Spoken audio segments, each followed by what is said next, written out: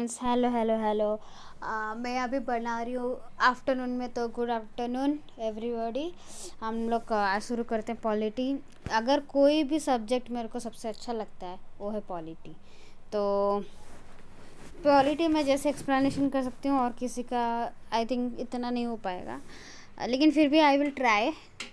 मैं सारा चीज़ का एक्सप्लेनेशन आपको सब एक एक वीडियो में बताती जाऊँगी। ओके, मैं अभी पढ़ रही हूँ मॉडर्न इंडिया। तो अभी थोड़ा उसका टाइम है, हम लोग तो अभी एंसेंट में चल जाएगा।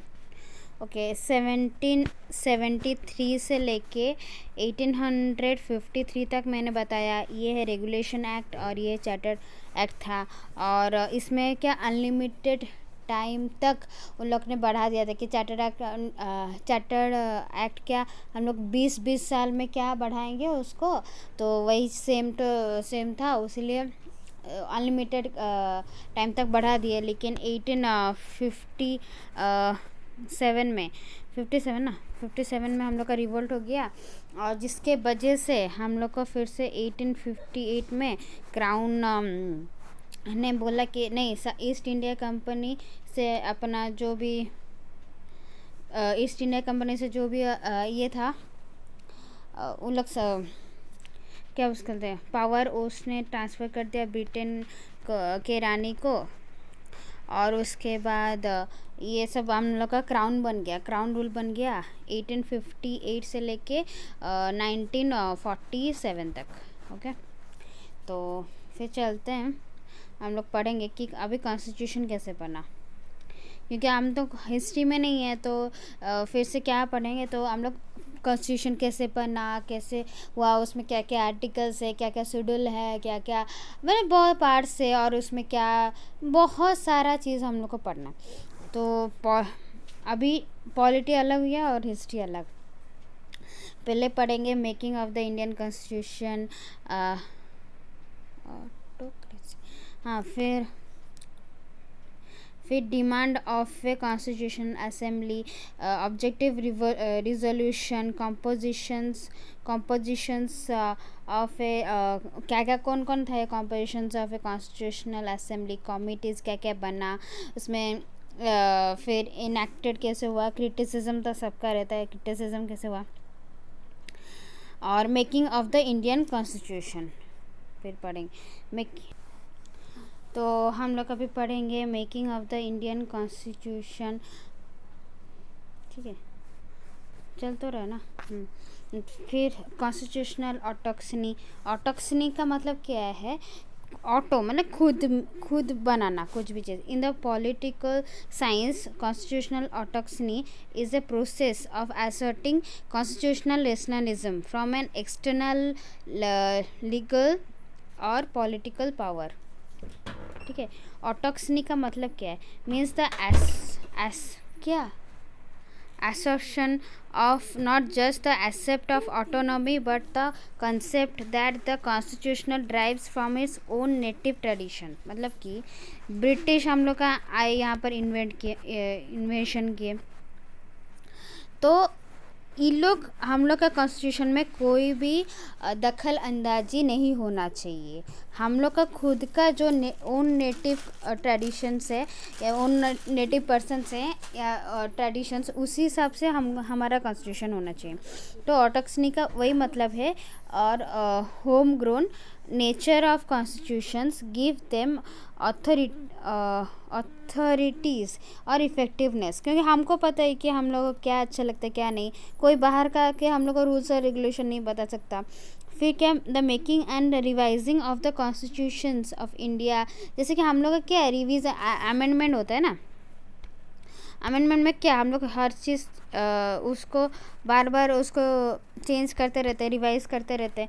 Of the constitution of India, Pakistan, Ghana, south Africa, Zambia, बहुत सारा ब्रिटिश का कॉमनवेल्थ, माने ब्रिटिश का जो जो राज्य जो ब्रिटिश ने अक्वायर किया है, सबका हम लोग वैसे ही है, उसको रिवाइज कर सकते हैं, सब कुछ कर सकते हैं। और डिमांड कहाँ से आया? डिमांड अभी देखेंगे। In 1934, the idea of constituent assembly for India was put forward for the first time by M.N. Roy. ये याद रखिएगा, M.N. Roy. Okay, a pioneer of communist development India. Communist मतलब कि तब एशिया का रिवॉल्यूशन था, हो गया था, और उसके लिए कम्युनिस्ट मूवमेंट इन इंडिया ज़्यादातर बढ़ा. ओके, तो और इसमें क्या है कि हम लोग रेडिकल्स, मतलब उन लोग क्या बोलते थे, मार्क्स क्या बोलते थे कि एक पीजेंट क्लास है और एक एलिट क्लास है, और एलिट क्लास लोग पीजेंट क्लास लोगों को हमेशा मैंने अंडर एस्टिमेट करके रखते थे, उनको अपना ये करके मैंने गुलाम करके रखते हैं. तो इसके बारे में हिस्ट्री में बहुत सारा है, जैसे कि कम्युनिस्ट का बहुत सारा फॉर्मेशन भी हुआ है, तो वो भी थोड़ा हम हिस्ट्री के लेक्चर में पढ़ेंगे. ओके, फिर क्या है, इन 1935 हम लोग को पता है कि कुछ हमारा एक्ट जो था वो गवर्नमेंट ऑफ इंडिया एक्ट 1935 से भी आया है. बहुत मोस्ट ऑफ द जो पॉलिटी का एक्टिव ये है क्या कॉन्स्टिट्यूशन है. तो in Indian National Congress for the first time demand a constituent assembly to frame the constitution of India. उसका बैकग्राउंड क्या था वो मैं आपको हिस्ट्री के लेक्चर में पढ़ाऊँगी कि क्यों डिमांड किए और क्या प्रॉब्लम था. ठीक है, और इन 1938 Jawaharlal Nehru on the behalf of INC declared that the constitution of free India must be framed without outside interference by the constituent assembly elected on the basis of adult franchise. on फिर क्या, in 1940 the demand was finally accepted in the principle of British government in what known as August Offer, क्योंकि वो अगस्त में आया था. और फिर 1942 में सर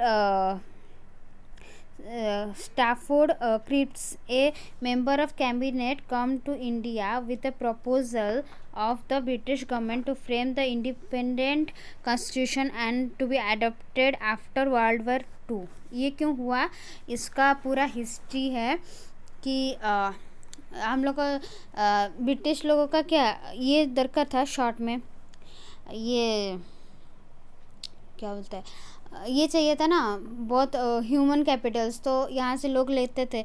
तो उन्होंने बोला कि हम लोग वर्ल्ड वॉर 2 जीत जाएंगे तो उसके बाद हम लोग आपको इंडिपेंडेंस दे देंगे. तो इसीलिए उन्होंने वर्ल्ड वॉर के टाइम में लाया था. ठीक है, ये सर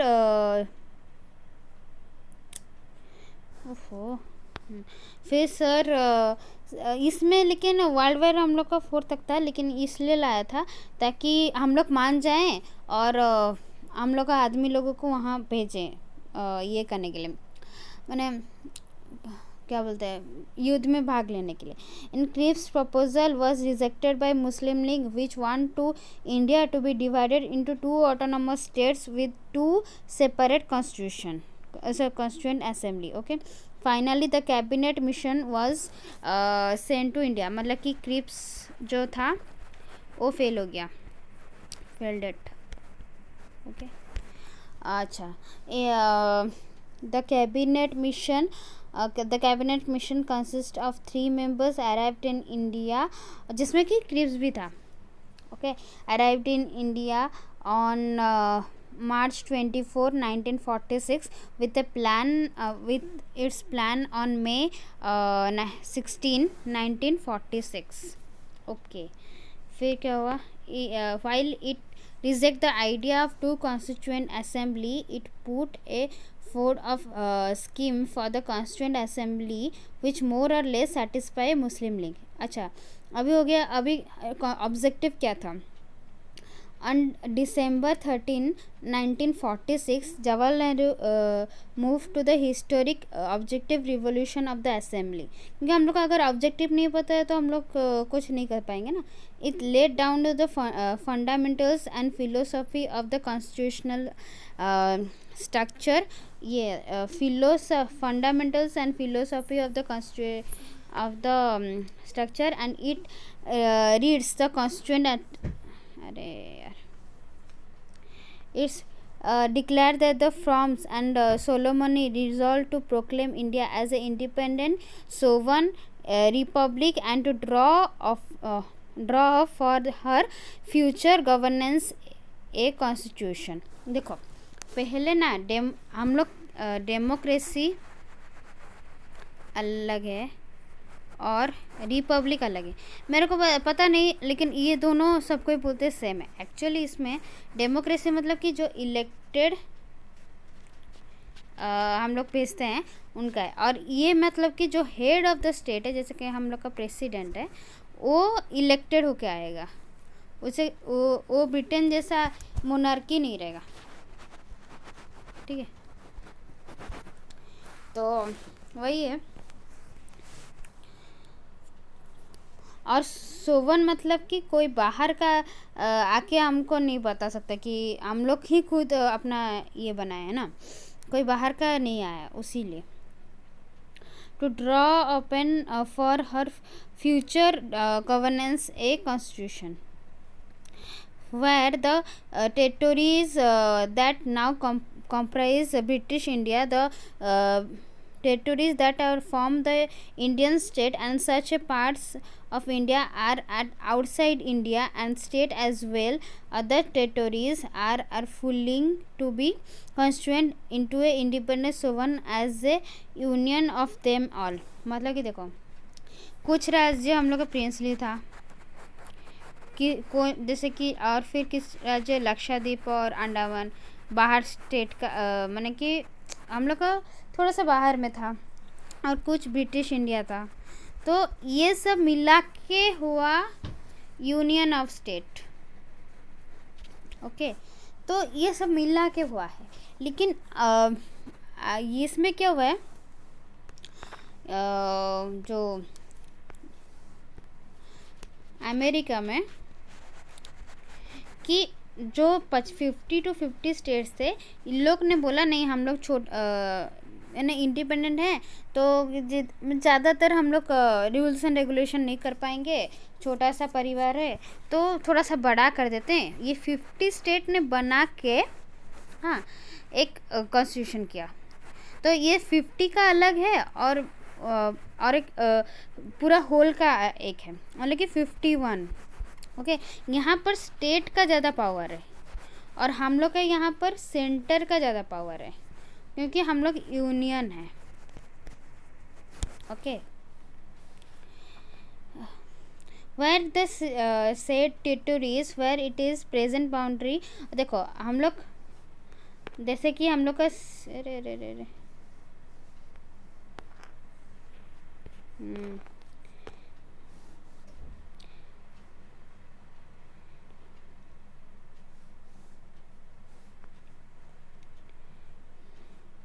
ये था ना present boundary with the such in to be determined by the constituent assembly, and thereby according to the law of the constitution shall possess or retain the status of autonomous unity together with residual power, and exercise all power and functions of government and administer save and accept such power and the functions are ये वही दिखा है where all powers and authority of the sovereign independent India, its constituent part and organs of India are derived from the people से ही derived होगा, where in shall be guaranteed and secured to all people of India justice, social and economic, political. देखो ये सब हम लोग का इसमें है. दो जैसे कि हम लोग को इक्वल सिक्योर और गारंटी चाहिए किसका, इंडियन जस्टिस, इंडिया का justice, social, economics and political, equality of status of opportunities and before the law, freedom of thoughts, expressions, belief, faith, worship, vacations, yeah, okay, yes, association, fair actions, and subject to law and public morality, where in accordance of safeguard shall be provided for. um, देखो safeguard करना चाहिए कि minorities का, backward का, tribals का, and depress class का, and other backward classes, whereby shall be maintain the integrity of states of the republic and its sovereign right on sea, land, sea, and according to the justice the law of civilized nation. तो ये सब जो मैंने अभी पढ़ रही हूँ ना, ये एक्चुअली ज़्यादातर आपका मेंस में काम आएगा लिखने के लिए. ओके, इसमें प्रीलिम्स का वैसा कुछ नहीं है. अच्छा, the ancient India attains it's rightful and honored place in the world and make its full of willing contribution to the promotions of world peace and welfare of mankind. compositions of constituent assembly. अच्छा, composition में prelims में कुछ आ सकता है, जैसे कि क्या, नवंबर 1946 में हम लोग का आया था कैबिनेट मिशन प्लान. ओके, उसका कुछ फीचर्स था. एलोकेशंस ऑफ सीट का एलोकेशन था, जिसमें कि हम लोग का ब्रिटिश का जो भी प्रोविंसेस था ना, उसमें से British Indian provinces 292 elected by the provisional members. ठीक है, 292 था. और प्रिंसली स्टेट का, इंडियन स्टेट जो थे 93 था, नॉमिनेटेड बाय किंग. और जो चीफ कमीशन था वो 4 था प्रोविंसेस. तो टोटल हम लोग का हुआ 389. तो results of the elections of the constituent assembly आया जुलाई अगस्त में 1946, जिसमें कि कम्युनिटी वाइज हम लोग अगर देखेंगे तो हिंदू का ज़्यादा था 163, मुस्लिम 80, ये सब था. ओके, पारसी टोटल आया 296. अच्छा, ये इसमें याद है कि ये कैसे आया. सोचो कि 292 यहाँ था, प्रिंसली स्टेट 90 था, और यहाँ चीफ कमीशन 4 थे. लेकिन हम लोग का जो रिजल्ट आया तो 300 से ज़्यादा सीट था, लेकिन 296 कैसे आया, क्योंकि प्रिंसली स्टेट ने बैकआउट कर लिया था. ओके, ये याद रखिए, प्रिंसली स्टेट बैकआउट.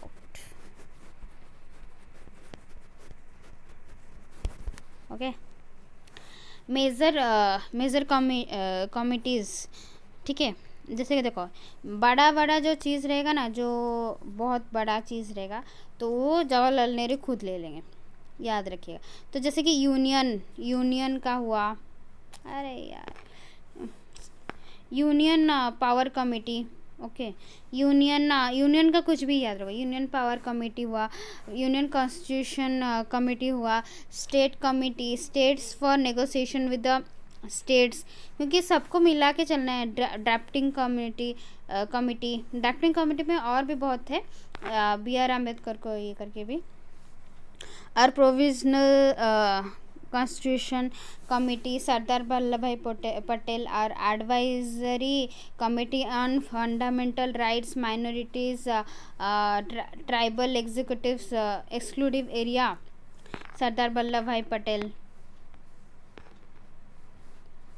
फिर rules of procedure committee, Rajendra Prasad. Steering committee, doctor Rajendra Prasad. तो याद रहा ना क्या क्या था.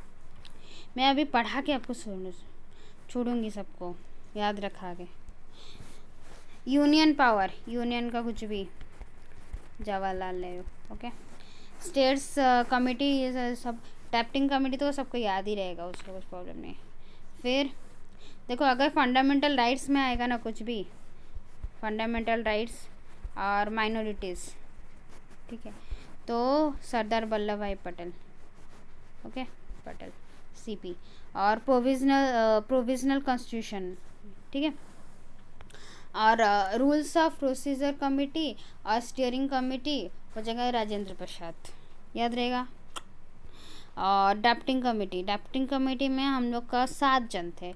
Among all the committees of the constitution the most important committees was the drafting committee set up on, मतलब कि इंडिपेंडेंस क्या 14 दिन के बाद, अगस्त 29 को। और इसमें क्या है, ध्यानचंद जी का बर्थडे भी है, और स्पोर्ट्स डे भी है। Okay,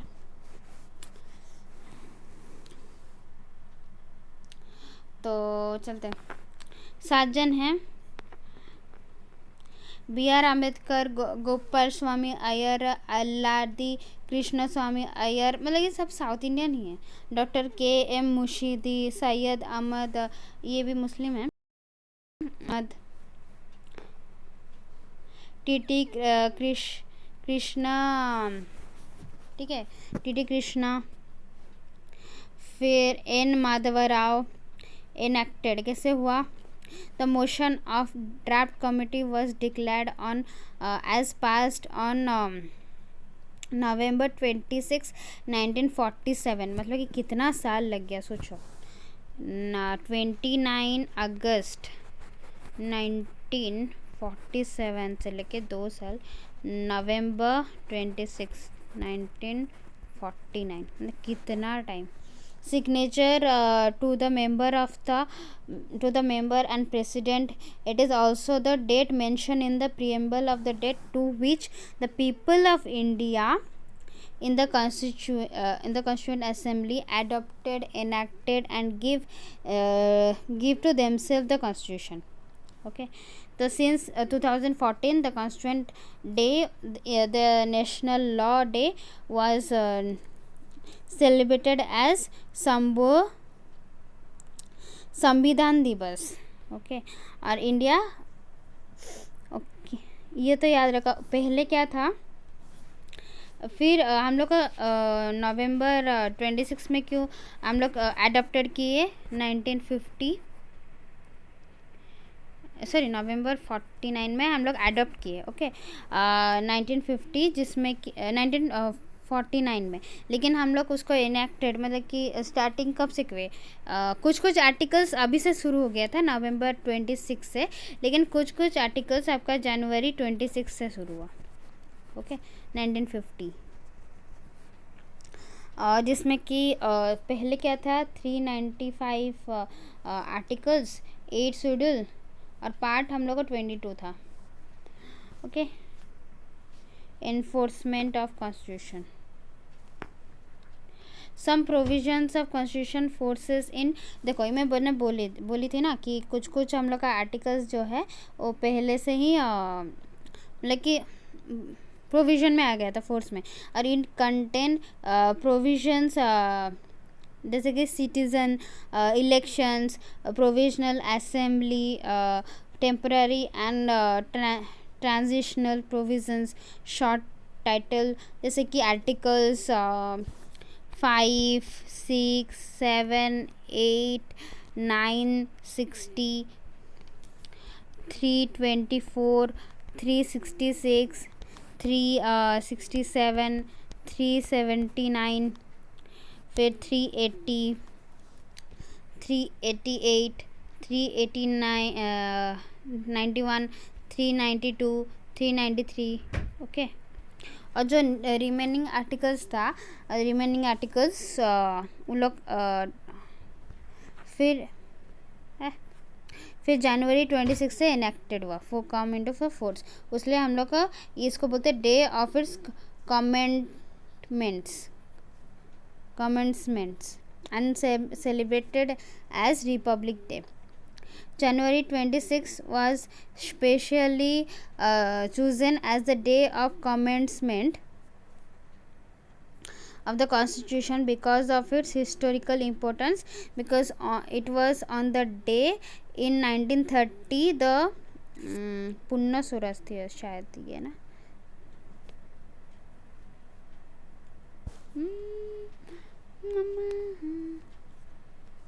Punna Swaraj Day was celebrated following the resolution of the Lahore session in December 1929 of the INC. Other functions of the Constituent Assembly जैसे कि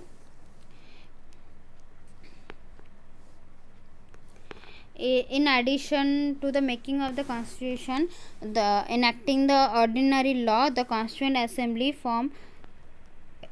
also form the following functions. मतलब कि और क्या क्या किया, जैसे कि rectification of the membership of the Commonwealth, जो कि ब्रिटिश राज के अंडर जो कंट्री थे उनको कॉमनवेल्थ बोलते हैं, इन मई 1947 मई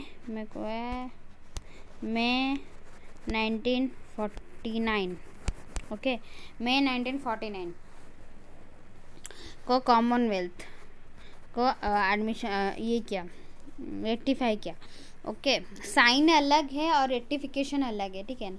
साइन मतलब कि अगर कोई एम्बेसडर गया और उसको वो चीज़ स्कीम अच्छा लगा तो फिर वो वहाँ साइन करके आएगा, लेकिन रेक्टिफाई कहाँ से करेंगे, पार्लियामेंट से. It adopted national flag on July 22, 1947. मतलब कि आज़ादी से पहले ही नेशनल फ्लैग को अडॉप्ट कर दिया था. जुलाई 22, 1947 एडॉप्टेड नेशनल एंथम मैंने 2 दिन पहले. रिपब्लिक जब डे था उसको 2 दिन पहले, जनवरी 24, 1950 और national song January 24, 1950. It elected Dr. Rajendra Prasad for the first president of India on January 24, 1950. अच्छा अभी क्रिटिक्स मैंने criticisms. Okay not the representative bodies, मतलब कि जैसे कि हम लोग अभी इलेक्ट कर एक पर्सन है, बहुत सारा पर्सन है और उन्होंने एक जन को इलेक्ट किया, और ये बहुत सारा इसका जो भी थे यहाँ जो पर्सन बैठते हैं ये फिर से इलेक्ट करते हैं, इसे इलेक्ट करते हैं, इसे इलेक्ट करके हम लोग को मतलब कि प्रेसिडेंट मिलते हैं, या फिर ये गवर्नर तो अपॉइंट होते हैं, उसका कुछ नहीं, मतलब प्रेसिडेंट या वाइस प्रेसिडेंट होते हैं. तो हम लोग का क्या है, यहाँ पर कोई रिप्रेजेंटेटिव नहीं है, डायरेक्ट रिप्रेजेंटेटिव नहीं है, मतलब कि इसको नॉमिनेट कोई अलग कर दे रहा है, इसको कोई नॉमिनेट कर दे रहा है और उसने जाके फिर एक जन को सिलेक्ट कर दिया, तो इसको बोलते हैं there is not a representative body. Okay, the critics has argued that the Constituent Assembly was not a representative body as its member was not directly elected by the people of India on the basis of universal adult franchise. ये तो ठीक है.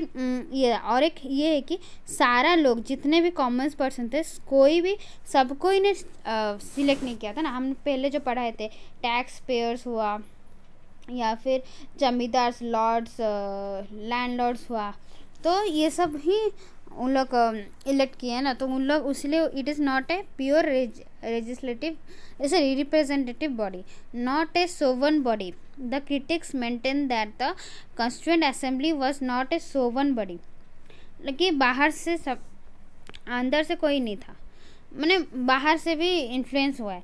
The sovereign body as it is created by the proposal of British government, ठीक है.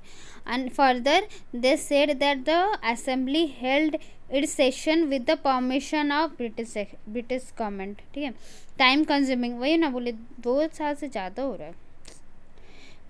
Too time consuming according to the critics, the Constituent Assembly took unduly long time to make the constitution, and in this context Naziruddin Ahmad, a member of the Constituent Assembly, coined a few names for the drafting committee for showing its contentment for it. It was drafting committee, मैंने कि वही drifting कर रहे थे ना, एक जो लहर है हम लोग जाके ड्रिफ्टिंग करते हैं ना बोट में, तो वही इधर से उधर वही. तो the constituent assembly was Congress dominated, Congress ज़्यादातर थे और कौन, क्योंकि मुस्लिम तो लीग तो वहाँ से चला गया पाकिस्तान और बांग्लादेश में, तो हम लोग का ज़्यादातर कांग्रेस ही बैठे रहेंगे 82%। तो जो एस्ट्रोलिन थे, एक ब्रिटिश कॉन्स्टिट्यूंट एक्सपर्ट्स, उन्होंने बोला the constituent assembly was a part of was one of party body and it is essential one party country। एक ही पार्टी थे ना। तो फिर उसके बाद the assembly was Congress and Congress was India. The constitution they produce is an Indian, मैंने Indian नहीं था ना, और अन गांधी भी बोलते कभी कभी, क्योंकि गांधी जी का कुछ भी वहाँ नहीं था, जैसे कि लोकल गवर्नमेंट सेल्फ गवर्नमेंट्स को प्रायोरिटी देना, ये सब ना हुआ कब ना 93 और आपका 94 कॉन्स्टिट्यूशन असेंबली में हुआ ना। An Indian and lavish limited to the west, fundamental of democratic politics was more or less settled, and thus Indian constitution could be fabricated fresh ideas. The constituent prepared so late that in the day that it differs from others in detail, not in fundamentals. It elephantized in size, बहुत बड़ा था, बहुत बड़ा, huge, और its phrases are complex, क्योंकि lawyer देखो B.R. Ambedkar कौन थे, लॉयर, ठीक है, उनके जो भी सब रहेंगे वो लॉयर ही रहेंगे, तो वो इट इज़ लॉयर पैराडाइज्ड, समझ में, और लॉयर लोगों का समझना मतलब कि इट इज़ क्वाइट डिफ़िकल्ट। और मैंने बोला था कि it is constitution was un Gandhi, और गांधीयन का अप्रोच ही अलग था। ओके, कार्बन कॉपी ऑफ 1935 और हॉचपोच कंपोज था, बहुत सारा हॉचपोच था, ठीक है। फिर communist was opposes the parliamentary democracy, they want a sovereign style state architecture, and socialities were unhappy with the recognition of private property and want a categorized announcement in favor of nationalization, dominates by Hindu। मेरे को ये समझ में नहीं आता है कि अगर देखो इंडिया है, ओके, और यहाँ पाकिस्तान है और यहाँ बांग्लादेश है, तो ये लोग तो मुस्लिम हो गए, उनका ये भी मुस्लिम उनका हो गया, तो हम लोग अगर हिंदू रहेंगे तो वहाँ तो मुस्लिम तो बहुत कम ही रहे होंगे ना। तो अगर हम लोग डोमिनेटेड बाय हिंदू, फिर क्या हो जाता है, ज़्यादातर मुस्लिम एक दो रहेंगे, तो उसमें क्या हो जाएगा, हिंदू ही रहेंगे, क्योंकि हम लोग हिंदू राष्ट्र थे maximum, dominated by Hindu. According to some critics, the Constitution Assembly was a Hindu dominated, a body of Hinduism, was one of the major community in India। फिर अम्बेडकर के बारे में पढ़ लेते हैं।